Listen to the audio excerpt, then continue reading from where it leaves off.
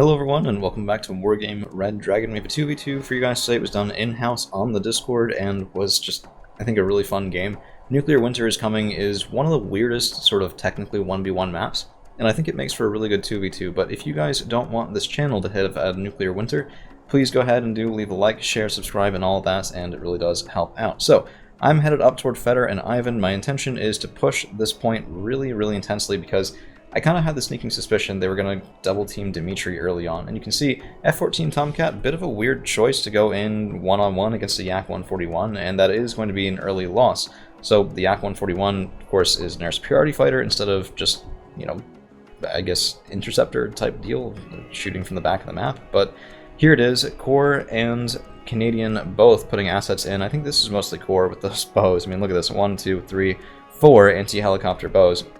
That's going to be a bit too much for the K-52 and the Mi-8 MTVs, who are going to be setting down a little bit farther back than they necessarily would have wanted to, and all of my stuff is headed up and into Ivan right now. So we're trying to put as much pressure as I can on that two-pointer. If I can take it, it's worth more than Dimitri. So if we can hold in Anna and we can, you know, fight over the side of the map somewhat evenly, control of Ivan wins us the game. In the meantime, Skrzets are the doom of helicopters. They are 15-point Soviet vehicles that have 2450 range against Halos, and carrying Igla ends just makes it worse. So, yeah, I mean, they seem to have taken down my allies. Oh no, there's the K-52. Some of his paratroopers are lost, but that was actually a brutal counter, the Skrzets and the Igla end right out in the open field.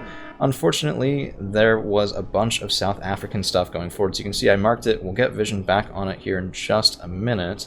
And I'm trying to screen it out a little bit with the Mi-24P, which questionable decision here because they do have anti-air and it's a cactus, which means he can outrange me, and down goes my Mi-24P. So not the most cautious play. Against South Africa, helicopters, you really just have to be very careful. But Specialny Jednotki are up here, Conqueror's team sneaking around to the side. A bit of an odd position for them, honestly. I was trying to get them up to here maybe and screen off anything on this side, or up to there and screen off anything here.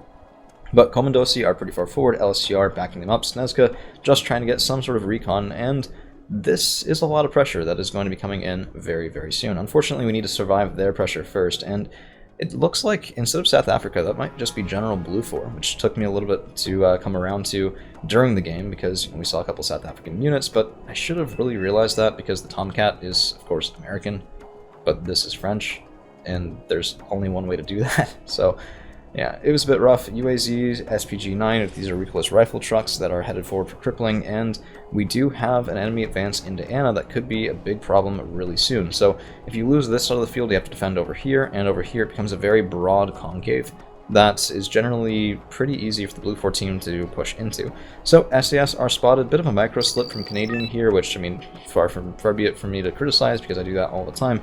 But my Ondava is going to be taking advantage of this, and we have that howitzer just shooting in at some pretty expensive infantry that I think were meant to screen off any sort of advance from the woods. So if I can hit them, then, I mean, good, right? One shot, down to 3 strength.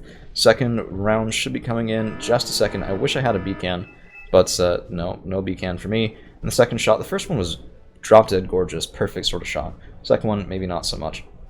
And I am bringing out some infantry now to defend in Anna because, I mean, Canadians all the way through Dimitri. Spetsnaz versus SASF is a good engagement for us. The SASF should die, and that was, I think that was our plane. Oops.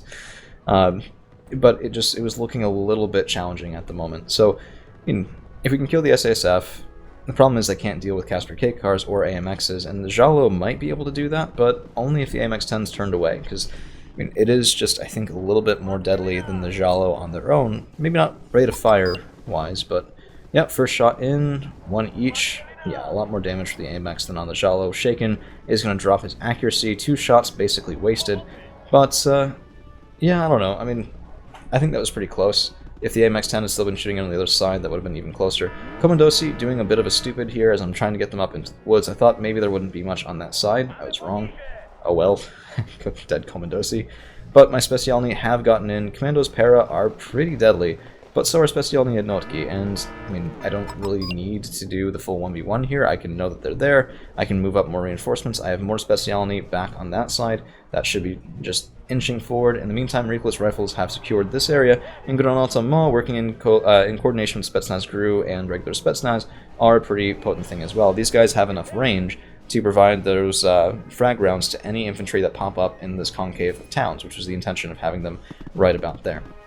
So we have done a decent pushback in Anna. If we can secure that, then I'm feeling pretty good, because again, I would happily trade Ivan for Dmitry any day of the week, and we are having a lot of pressure coming in. Commandos Para surprisingly struggling against Specialny Jednotki, and some of that is from the consistent artillery pressure as well. We were able to sort of boop them with that before they could get too far forward. And the AMX-10, I don't know why he pulled back here, but it's allowed my SPWs and Commandosi to get far enough forward that the SPWs can support, actually get the kill on an AMX-10 RC, which never underestimate these kinetic guns. They do more damage at close range, and that was very close range indeed. Of course, lightly armored units should suffer for that, and they did.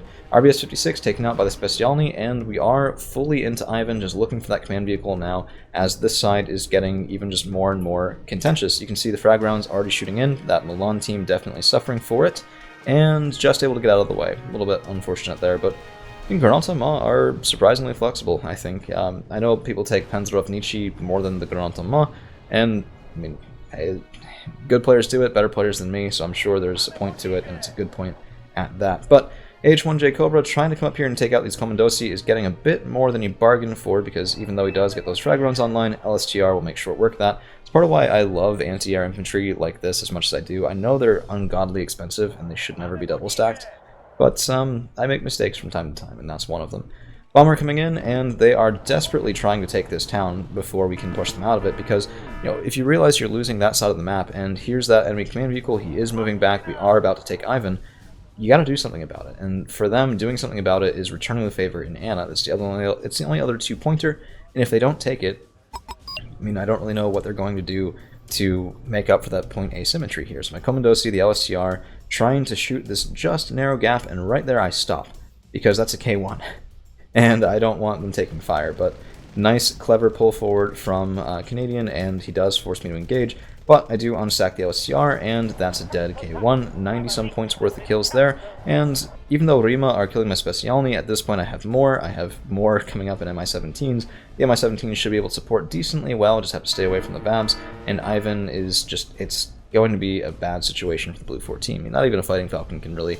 This was pretty great. LSTR shooting in, did get one shot, 4 points of damage, and while the Commandosi die, both my LSTR are still here. My opponent doesn't necessarily know that either, so never assume your bombing runs are more effective than they are. He's still being cautious with Humvee CP, but I don't know if it's going to be enough, because again, another helicopter coming in, one shot, second shot, soon on the way from 2 different directions, and it's enough to save, oh no, never mind. It's enough to save one of the groups of LSTR from 55 points worth of destruction at that Canadian surrender, so you think he had to go do something else at the time, and we are left fighting just against Core, who is looking at a bad situation. Anna is, you know, recaptured in terms of units and captured in terms of command vehicles. Ivan is well and truly lost. We're taking out a +2 against their, well, +0, I guess, and we're closing the gap in points, so 60 to 50, so that's good. The Tomcat, this is not actually Canadian using him. I think he's going for the Yak 141, but again, I'm not sure I would ever really do that directly, because you might get a shot, you might not, and the Yak 141 has higher accuracy missiles, so in this case neither one of them really had any sort of success, and the Yak 141 maybe overchased just a bit, but I don't know, it didn't seem to be all that effective for the point cost there, which is what you're looking at for those sorts of engagements. Karatama, I'm not sure why they're not shooting in here. They have line of sight, just, I guess, barely not, I suppose. Infantry having facing in towns is still something I'm wrapping my head around as well, so it could have been one of those, and that is going to prompt a surrender from Core. So a good, quick game, some surprising tactics, I think, in Ivan, Dmitry, and Anna, and 15-20 kills to 1805, pretty close, so we didn't really edge out too much of a margin there at that point yet. So, highlight units would be the Specialny Jednotki, killing SAS, Commandos Para, and the RBS 56. Of course, the SAS were nearly killed by the Ondava first. Commandosi did pretty well, the one that didn't get mulched in the open ground anyway, killing a Chovet, an AMX-10 RC, a VAB, and just, I mean, being there when I needed it. LSTR, worth their weight in gold. K1, Cobra, Humvee CP, can't ask for more. So, that's going to be all we've got for you guys today. Thank you all for hanging around. We'll see you again real soon.